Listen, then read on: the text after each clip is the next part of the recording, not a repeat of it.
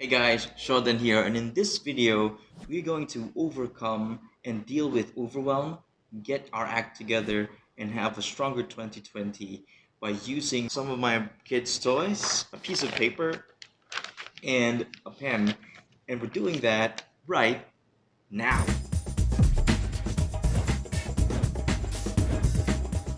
Imagine na itong toy na to, this cement truck, para dito yung utak natin. It's turning and turning and turning. Every time na may bago kang kailangan gawin, pumapasok yan sa isip natin. Lalagay mo siya dyan, meron ka na namang kailangan bilhin, kailangan mong bantayan yung kids mo, yung due date tubig, kuryente, tapos mag-check ka na naman ng Twitter, mamaya mag-check ka sa Facebook, isipin mo, mag-check ka na naman ng email kasi yung boss mo. Although hindi lang siya about freelancing, naghalo-halo na talaga yung mga bagay and so literally lahat. So mixer. So ang dami na rin laman. Iba't ibang responsibilities, not just as a freelancer, pero also as a parent, as a brother, as a son, as a family member, as a husband. Paano ba siya magpa-function na maayos? Nahihirapan na siyang umikot kasi mabigat na siya.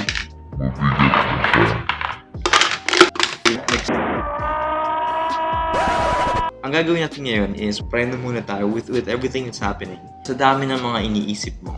That pressure and then that anxiety and then yung mga all of these things can make you go a little bit nuts. So that's what overwhelm feels like. You can relate. So dapat guys, i-dump natin lahat.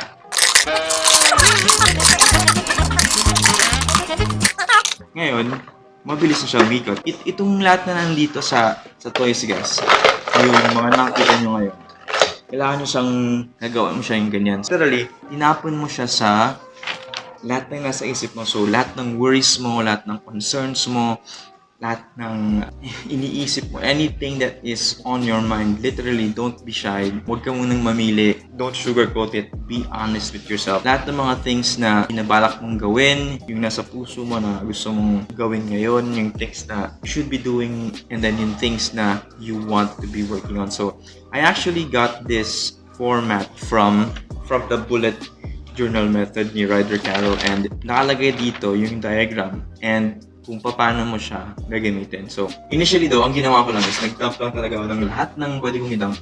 And then, dalawang beses ko siyang ni-reorganize. So, madami siyang things. Pero, ang effect niya guys is, tulad ng nangyari dito sa laruan, nagkakaroon ka ngayon ng parang free space sa isip mo.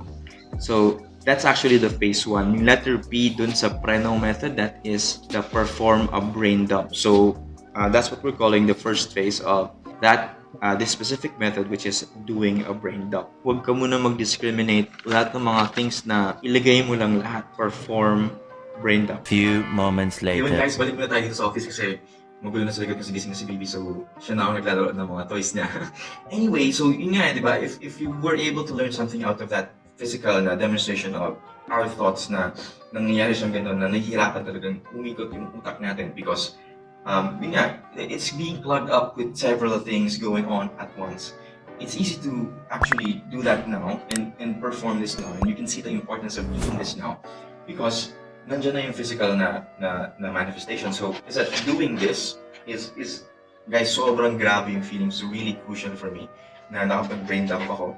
And I've been doing this before, pero ngayon ko lang kasi siya na operationalize, like yung after this new piece of learning came in.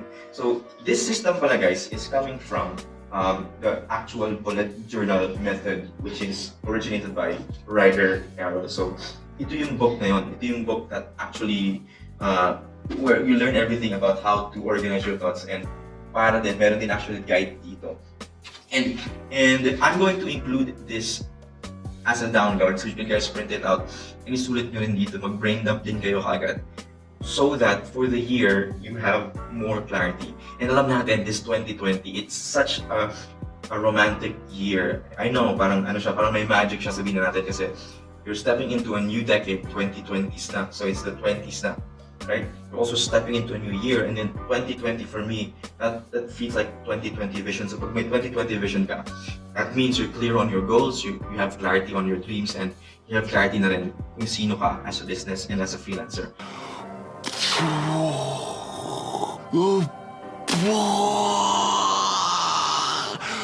it's really important that you can do this with me, or at least try to attempt this for a few months man lang and see if the system is working for you. So I'm going to do that in the next video. So I'm calling it the minimalist bullet journal for online freelancers and YouTubers for 2020. So that's a video that's coming up, and I'm also going to show you how to set it up. So that's number 1 dun sa PRENO. So P, perform brain dump, and that is the document that we are using to perform that brain dump. There's this simple thing, guys.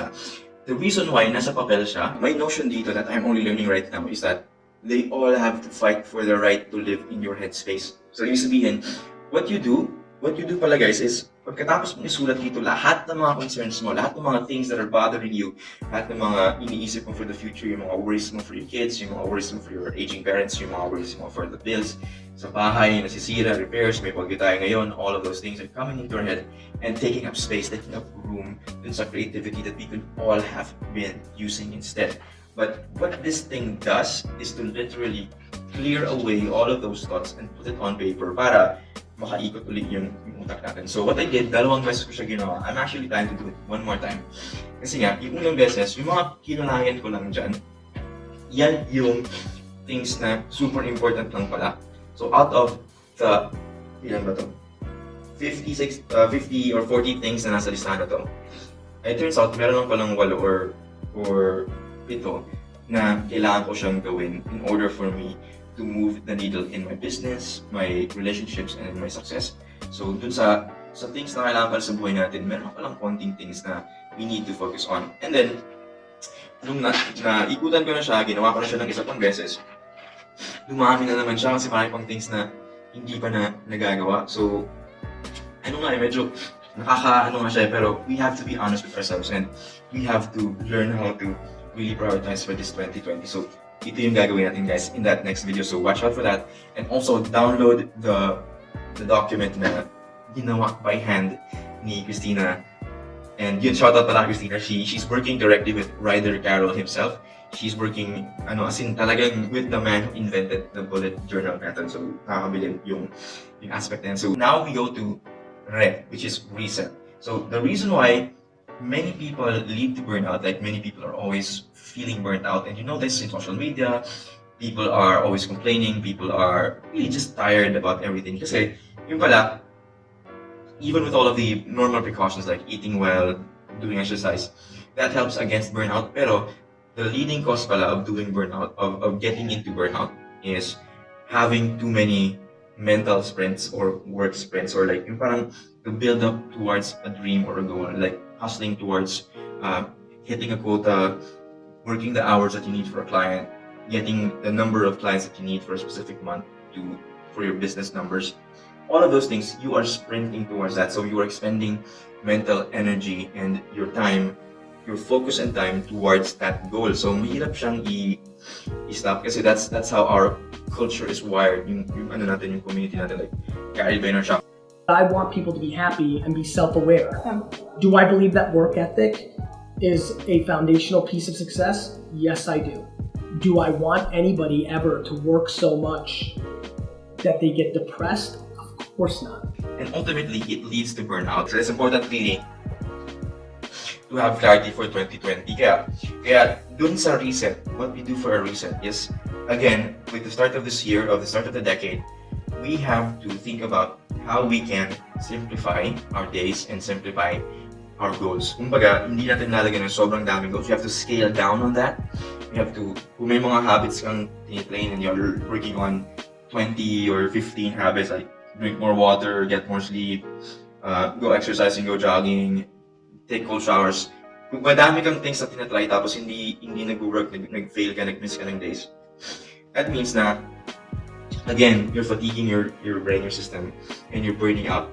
So, reset tayo, bawasan natin yung mga so back to zero, and then build on those habits one by one. There's this book by James Clear, which is called Atomic Habits, where he actually goes about and shares with us an easy and proven way to build good habits and break bad ones. So, dun sa reset, it's essential syempre kasi right now we have a lot of bad habits that we took on over time na hindi natin napansin have latched on na pala, and they feel permanent na kahit ano pang gusto mong gawin, like with your willpower and even if you have New Year's resolutions, you find yourself lapsing back into that bad habit. Kaya dito sa book na to, in trouble changing your habits, hindi pala daw tayo yung problema. Yung problema pala is wala tayong proper system on how to accomplish making our good habits stick and making our bad habits go away. So parang dapat i-plane out natin incrementally yung mga habits natin at least 1%. So ito yung as dito kasi, you get better every day just by 1% using a proven framework that is going to help you discover results that will stick and that will last for you. So it's really important that after we stop, first, magpapreno nga tayo, di ba? We stop and do a brain dump and hopefully have a clear mind to start with the project. We look at our goals, we have a journal, we write it down, we put it into something that we can always access, we can always look back into every day kung kaya, and get ourselves trained by looking at something analog para hindi tayo ma-distract with the digital apps that are around our phone. So, what needs to happen after that is the no part. So, tapos tayo sa P, tapos tayo sa re, and now we have to say no.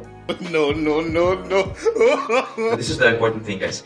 As we get more successful with things, as we are able to achieve our goals, or kahit na hindi pa maraming mga nag-invite sa atin na sumali dito, sumali dyan, mag-sign up dito. What this does is again, wrap your brain up, right? So, kapag ka nga, kilala mo na yung sarili mo, kapag ka, alam mo na kung ano yung 2020 vision for you for this coming year, that document in turn yung reset natin, right? So, as we reset our parang theme, our plans for the year, that document allows us now to say no.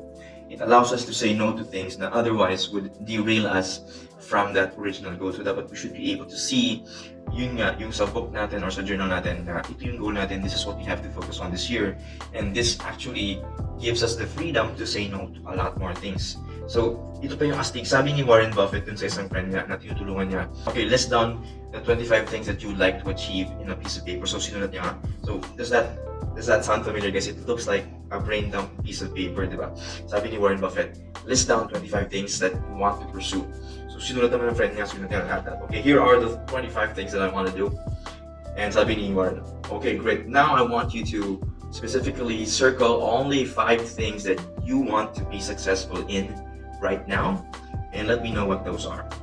Sabi ng friend, okay, after a lot of thinking, binigyan na yung 5 things na gusto niya i-pursue.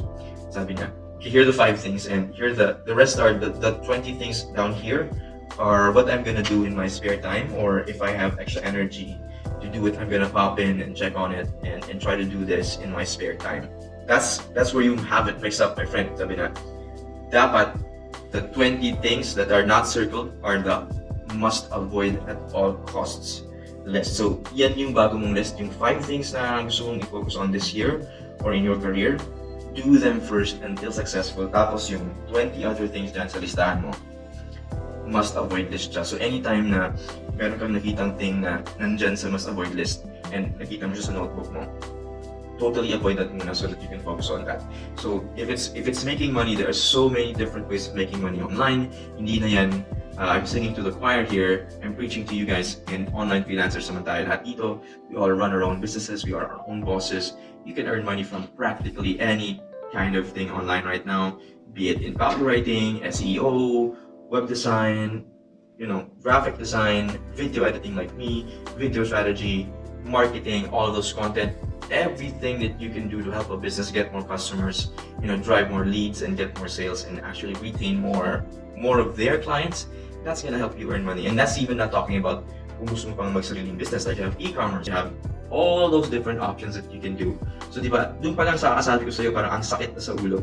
So you should learn how to say no. What about you? Ano ba yung mga biggest dreams mo? Ano ba yung, kahit nga dito sa comments, ano ba yung super grabe na burning na gusto mong gawin na i-develop na habit this coming 2020, and ano yung talagang gusto mong tanggalin, right? And let's talk about that and also download that document para sa din if you do this, guys, if you do this, magagawa na siya.